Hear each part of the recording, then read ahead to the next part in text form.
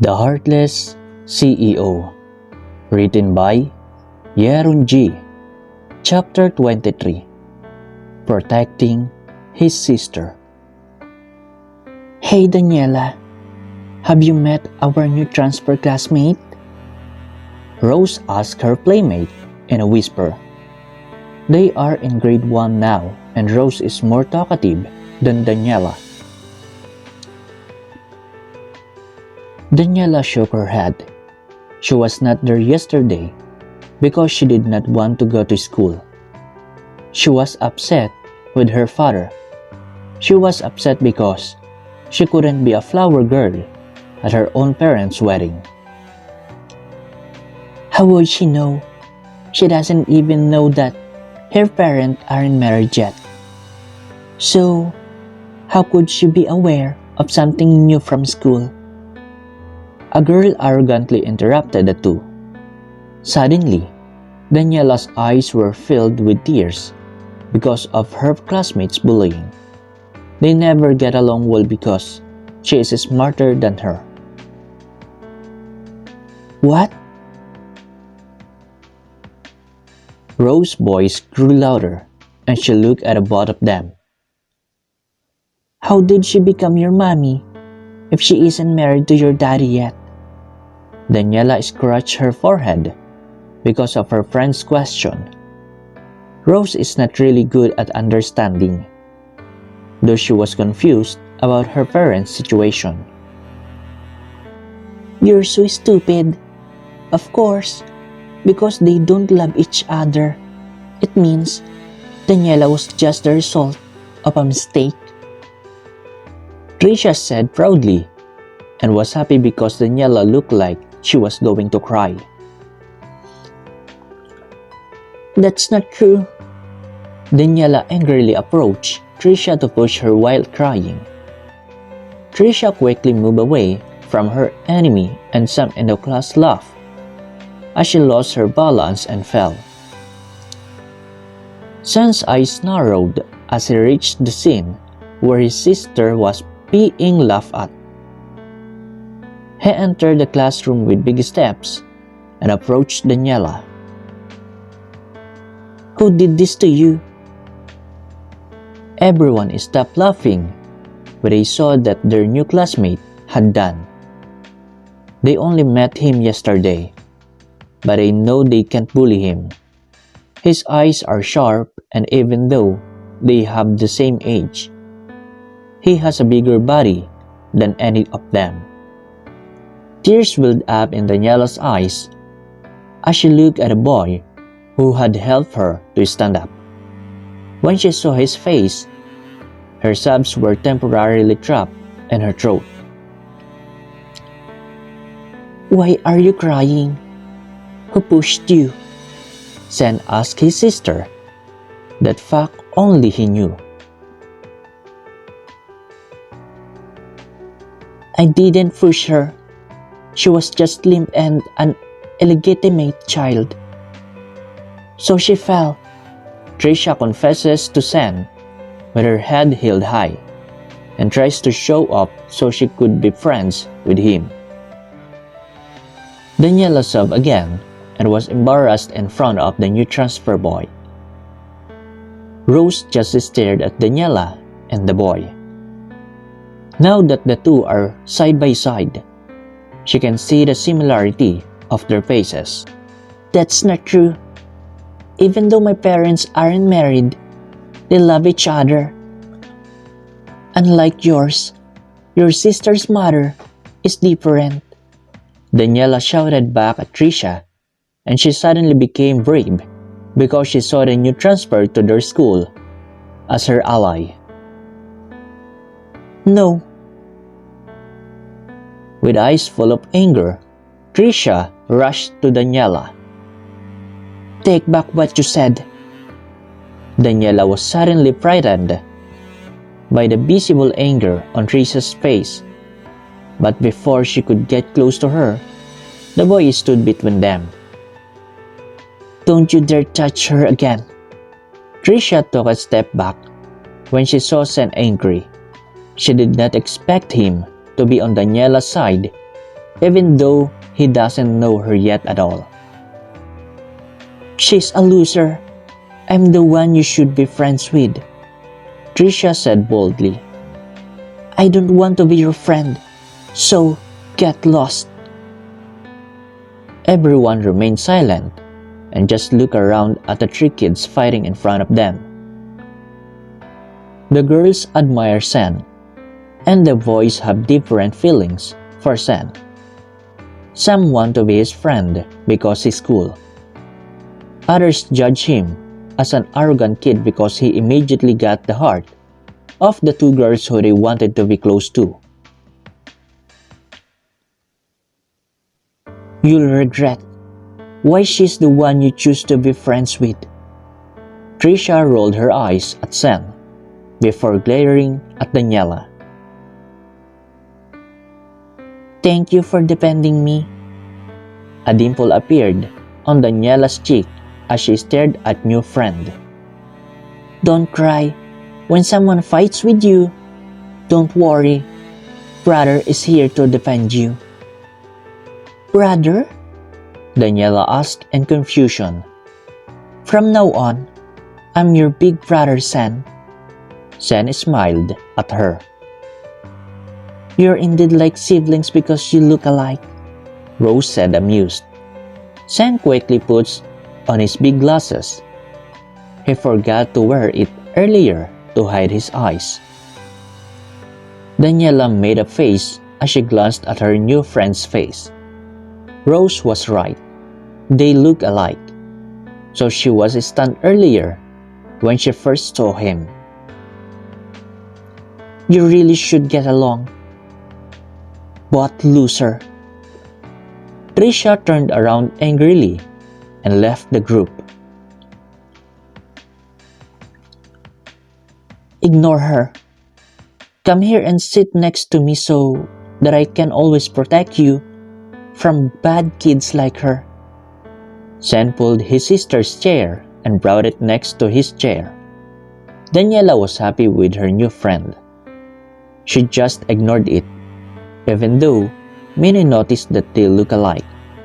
Even their teacher noticed that she looked like Sen. He also became talkative, and their topic was about their mothers. My mommy is the best and she's super loving. Sen bragged about his mother to Daniela. Daniela listens intently to her new friend, and she calls him her older brother. They are currently having break time, and since then, he hasn't separated from her. So Trisha even more jealous to her. How about your daddy? Daniela asked Sen, her hands on her cheek. My daddy? Sen thought for a while. I think he's a good person and loving too. Huh? Why aren't you sure? Where is he? Daniela asked in confusion. There's a bad woman who wants to kill my mom, and she stole our dad. Our dad? Daniela asked again, puzzled. I have a twin sister, Sen said so as not to confuse her. Oh, Daniela's eyes widened and she looked around. But she was also taken by the bad woman and pretended she was her own child. Daniela felt sorry for him, and she felt his anger at the female abductor. If she is the one in his position, she will feel the same way. Only you know this, and you have to promise me that you won't tell anyone else about it. No one else can know because that woman might find out that my mother is still alive. My sister will be in danger, so I'll just secretly watch over her for now, Sen earnestly told Daniela as he watched her closely. Um... Daniela closed her mouth and nodded while raising her right hand as an oath that she would keep her promise. Especially to your mom. Don't mention anything about me. Huh? Why? Daniela just followed Sen's wishes so that he wouldn't get mad at her. But can I invite you home and introduce you to my parents? You can, but not yet. Daniela smiled at Sen's answer. She loves him as a friend and as an older brother as well. Stephen decided to pick his daughter up himself to make up with her because he knew she was still upset. When he got out of the car, the parents of other children who were there were looking at him. Do you want to come with me? I'll send you to your house too. If no one comes to pick you up. Daniela offers to Sen as they walk out of the classroom. Thanks, but my grandpa will pick me up. Sen refuses. Daniela couldn't answer her friend when she saw the man walking closer to where they were. Daddy! Sen's gazes followed his sister, who ran toward the person she called father. He was amused because she suddenly forgot about him and they weren't even able to say goodbye. He suddenly felt sad when he saw their father in person for the first time. But he was happy for her sister because she looked so happy with a man. Daddy, let me introduce you to my new friend and brother. Daniela cheerfully pulled one of her father's hands, while her other hand pointed towards Sen's direction. Stephen looked at the kid his daughter was pointing at, but he quickly turned around and walked away from them. He looked like an adult when he walks and even has one of his hands on his shorts. And he raised his other hand and waved goodbye to his daughter. He didn't bother to look at them, though he could see the sadness on his daughter's face. Maybe he's upset with me now because I suddenly left him, Daddy. Stephen picked up his daughter and walked to his car.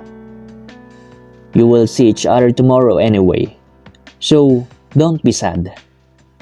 Daniela pouted and she was still not convinced by what her father said. She shocked even more when she remembered Trisha's bullying of her earlier. He saved me when Trisha was bullying me, she said to her father. Stephen made his daughter sit properly in a car seat first and let her talk about what had happened. I hate Trisha, Daddy. What is an illegitimate child? Stephen turned violently. Why did you ask that? Trisha said I was an illegitimate child because you and Mommy aren't married. Tony, who was quietly driving the car, caught a glimpse of the child from the front mirror. He felt sorry for her when he saw the forming tears in her eyes. That is not true. Stephen spoke calmly to the child. He did not expect that his status with Danica would affect his daughter. The kid who fought with her probably saw the news about the postponement of his marriage with Danica. She said I was the result of a mistake and you and Mommy don't love each other so you're not married yet. Tears welled up in Daniela's eyes. Stephen sighed violently and did not know how to explain everything to his daughter. He asked to stop the car and move to the back to sit next to the child. When you grow up, you'll understand everything. Right now, don't believe what you hear. We love you, okay? Daniela sniffed and nodded. as she hugged her father tightly. Suddenly, she raised her head when she remembered her new friend. You have the same line. What? Stephen asked her confusedly. Sen said, I'm still young, so I don't understand everything yet. So I should ignore Krisha's teasing of me. And the important thing is what you love me.